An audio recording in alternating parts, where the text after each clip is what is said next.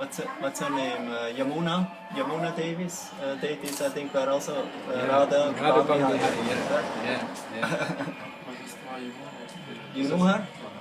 You know her? I've never met her. You never met her? No. I actually also not. Although I'm their God's sister, god brother. But she was one of the first devotees I knew. I knew her name because I used a cookbook also before I joined the temple. And Govinda Mati Purusha. Yeah. So when I joined the most many of the devotees, this one I read Prabhupada Leela Amrita, her name was there. He's from Scotland. Oh, Scottish. Yes. Nice. Real Scottish. From the Highland. Highlander. How long you're already here now? 12 years. 12 years. And your friend from France here? Jamuna Jivan. Yamuna Jivan. He's French speaking, but he's from Canada. From Canada, French. Yeah, Canada French. Yeah. He's in Radha Kund just now for a few weeks. He got hit by a bolt, so he's recovering. Oh, really? He's not here. He was thinking of going to Radha Kund for the last 2 years, and he stood by next to Radha Kund, and this bolt flew him in the air. Oh. So when we got the message, thinking Radharani wants to be Radha Kund. But he stayed also. He's been there a very long time. Very long time. 15, 16 years. Very austere. Yeah. Living underneath a tree for a half a year. Yeah, he was living such a lifestyle before he met the devotees. He was living in the Canadian jungle. And then he was always inquiring, interested in God. Yes. And then he was given a Bhagavad Gita.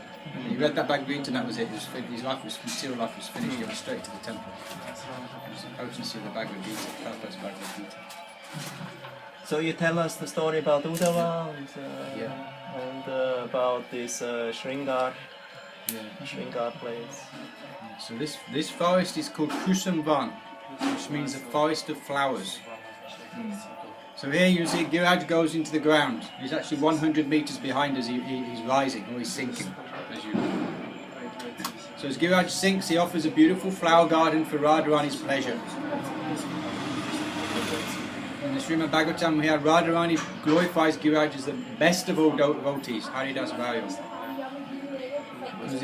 He offers so many nice fruits, leaf, flowers, waters, and vegetables and grass for the cowherd boys and the cows. But Giraj also offers beautiful flowers for Radharani's pleasure. So the significance of this particular forest is we're just inside Radha Kund district.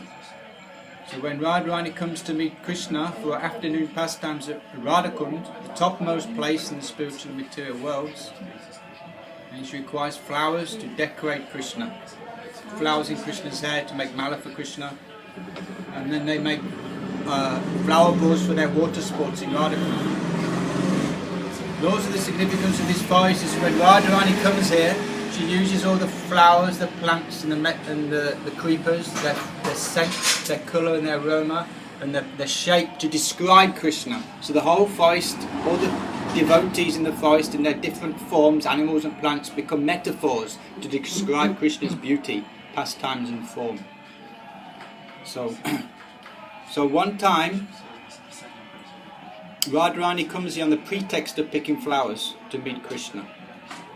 She comes here for pujas, she comes here to pick flowers for festivals. So one time Radharani and the Gopis were having this Sanji festival. This is Sanji. This festival takes place 2 weeks before Kartik. The dark moon before Kartik, this festival ends after 15 days. So this festival continues to this day. These photographs were taken in Radha Kund. It's a festival for unmarried girls. So you see very young girls from 4 or 5 years old, their mothers would help them. They make these designs with golva, cowpats.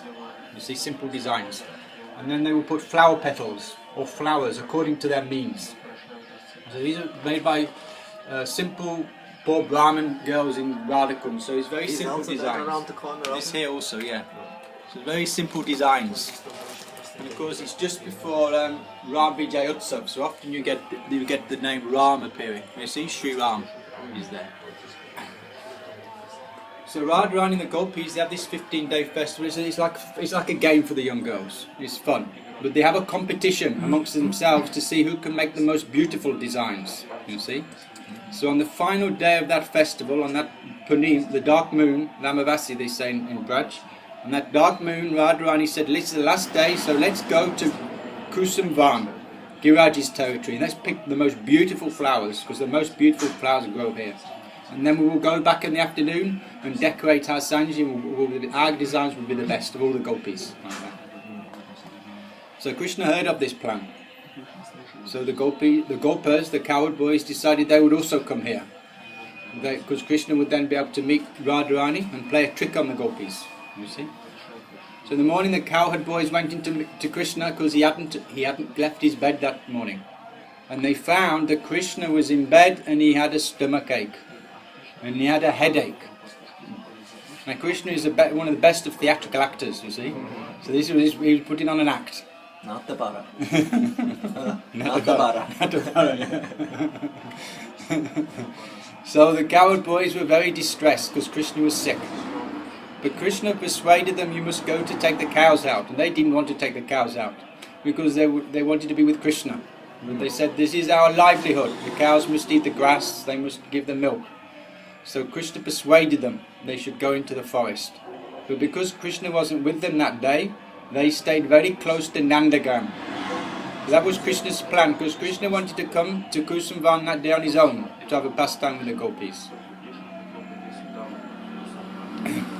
So the gopis were picking flowers in this forest, and the gopis were spread out in different directions. They were on their own.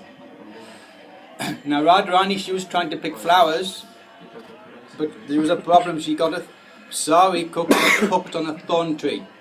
There's a thorn tree in this jungle called a heath. It's like a creeper, and it has hooked thorns, very, very small hooked thorns. You cannot see them actually. You get hooked and then you realise, oh, there's thorns on this plant. So as she tried to unhook a sari, then somewhere else would get hooked, and something else would get hooked. So she's very entangled, and she wasn't able to free herself. So then naturally she called for the devotees' help. Lalita Vishaka, like this, all her friends, calling for the help of her friends. But the arrangement was such that the friends were a little too far away at that time, but Krishna was very close. He was right nearby. Now, when Krishna left his home to come into the forest on his own that day, he put on a disguise. He had a moustache, you see? There's a picture here. There's a painting in the monument. He was in such a disguise that nobody recognized him. But he had a peacock feather. Anyway, he appeared out of the bushes and approached Radharani without speaking. And Radharani did not know who it was. But he very carefully unhooked Radharani's sari. And then, having freed her, he went back disappeared again into the bushes, into the forest. So then Radharani was free. And at that moment her friends appeared. So Radharani, we picked out flowers, and they saw Radharani had no flowers in her basket. So he said, "Radharani, what happened?" So she explained that she got caught on this thorn tree, and she was unable to pick flowers. She said, "I wasn't able to free myself." So then Gopi says, "Well, who freed you? How did you get free?" So then she explained that one strange personality came. One strange man came and freed her. So they said, "Who was this man?" So she endeavoured to remember this personality, remember his qualities. And as she remembered him, she went into a swoon. She went unconscious on the floor. So quickly her friends tried to revive her. And they said, "Radharani, we'll take you back to Vishana now because you're not well. We have enough flowers for everybody." But Radharani was very attached, very attracted to that personality. She said, "This person has unhooked my sari, but in doing so he has hooked my mind." So Radharani insisted on going down that track in Kusumvan to find that personality. So as they did so, Krishna appeared again, and still he was in disguise. And this time he spoke. He said to the gopis, "You have all been stealing my flowers." So the gopis looked at Krishna, and they'd heard Krishna speak, and they were looking at Krishna, but still they did not recognize him. They knew him by so many names like Krishna, Govinda, Madhav, Giridharilal, Vamsidhari, the holder of the flute. They knew him by so many names, but in this occasion they knew him not. So they replied, we are not thieves, this is Sri Radharani, she is Vrindavaneshwari, so all these flowers, all these forests, they belong to Radharani. So they thought that was the end of the argument, you see. And Krishna was very clever. He said, well, actually I've been carrying heavy water pots every day to water these flowers. At that time there was no water in this part of the forest. So he says, I've been growing with my endeavour, naturally they belong to me. And still the gopis did not recognize Krishna. So there's an argument between the gopis and Krishna. But Radharani, she could not speak. Because she was looking at this Banamali, this forest gardener. And she was feeling so much prem. Her senses did not recognize him, but her heart was speaking the truth. So there was a confusion, a bewilderment in her mind. But as she was looking, she saw this Banamali, this forest gardener, had a flute poking out of his jacket. So when she saw the flute... The flute has a hook, huh? Yeah, some of them have flutes. Yeah, fish like a fish hook or an elephant or peacock design. Yeah, but the hook to capture Radharani. So Radharani saw that flute, and then she realised it was Vamsidhari, the holder of the flute, and she began to laugh. And she said to her friends, why are you arguing? Look, this is no Banamali, this is our Bana Bihari. See? So all the gopis began to laugh. And all this commotion, so many flowers had been falling from the gopis' baskets onto the floor. In the same time, Krishna was feeling a little bit worried because now he was on his own. His friends weren't with him that day. So when Krishna plays a trick on the gopis get their revenge, they play a trick back. So Krishna was feeling a little vulnerable. But when Radharani saw those flowers on the floor, they were covered in dust. So how could they use them for their sanji? So she said to Krishna, what can we do with these flowers now they're covered in dust? Now Krishna had a desire in his heart, because Radharani would come to pick flowers to decorate Krishna. So as we offer with loving devotion our service to Krishna's devotees and to Krishna, Krishna wants to return that love. That is the nature of Krishna consciousness, giving and receiving articles and katar and our confidence from our heart. Exchanges of love. So Krishna wanted to return love to Radharani. And at the same time Radharani had previously swooned, she'd gone faint and fallen on the floor. So maybe in that pastime her hair had become slightly loosened or dishevelled. So Krishna said to Radharani, please today let me wash these flowers and let me arrange your hair. Let me comb your hair, let me braid your hair, and let me put these flowers in your hair. Krishna wanted to be the servant of Radharani, offered devotion to Radharani. So Radharani is very happy. Now there was no water in in this part of the forest. So Krishna said, I will go to the Jamuna and I will wash the flowers and I will bring them back. Means Yamuna was more near at that It time. was very close in those days. In the next village, there's about a kilometre, you can dig down this Jamuna sand just below the topsoil. Now there's several reasons why Radharani would not want to let Krishna go. On the one hand, he may not come back because he's a trickster. Secondly, I said we're just inside Radhakund district. Just the other side of the temple is Sakistali district. That's Chandravali's district. So what happens is a dangerous zone actually. So because Krishna, Chandravali's gopis come and they try to take Krishna from the Radharani. And at the same time, Radharani was now looking at the time. She was thinking we have to get back to our festival, our village to decorate our Sanji. So she said to Krishna, we have very little time. So Krishna said, you can come with me. She says, no, we have very little time. So then Krishna took his flute and he made a hole in the ground. And in that hole water came. That water we now Kusum Sarovar, the lake of flowers. So then Krishna washed the flowers in Kusum Sarovar and he performed this service to Radharani. Now Kusum Sarovar is so named, according to Srila Vithanath Thakurvati Thakur, because the flowers in this particular lake, they attain the form of gopis in the future. There's a mystical aspect of Kusum Sarovar. And then the other stories, of course, Narad Muni, on the instructions of Vrindadevi, he took bath in Kusum Sarovar and also attained a gopi form.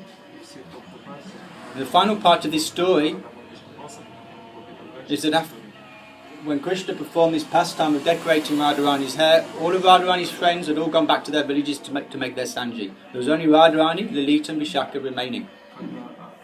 So then Radharani said, just see now, we have no time to make our Sanji. But Krishna said, you go back to the villages and take darshan of all the Sanji, the three of you, and I will look after yours, don't worry. So then at that moment, Krishna also took the form of a gopi in this forest. And he went to the villages. And when Radharani, Lalitha and Vishaka and all the gopis were looking at the different Sanjis around that, different Sanji on the outside of the house, and make them on the outside doorways there. So when they saw all the Sanji, everyone agreed that Radharani's and Lalitas and Vishakas, their Sanji was the most outstanding. So they said, how is it yours is so beautiful? So then Radharani looked at this blue complexion gopi, who had a sari, and a veil. And she said, we had a special girl who was visiting, and she has helped us with our Sanji. That was Krishna in disguise as a gopi. So Krishna disguised himself on 2 occasions. So this is the pastime of Sri Radha Bana Bihari. Sri Radha Bana Bihari ki jai, Raj Maharaj ki jai. What's your name again? Nityananda Mahajan. Nityananda Mahajan. Mahajan. So, You have Vedanga here? yes we do. Okay.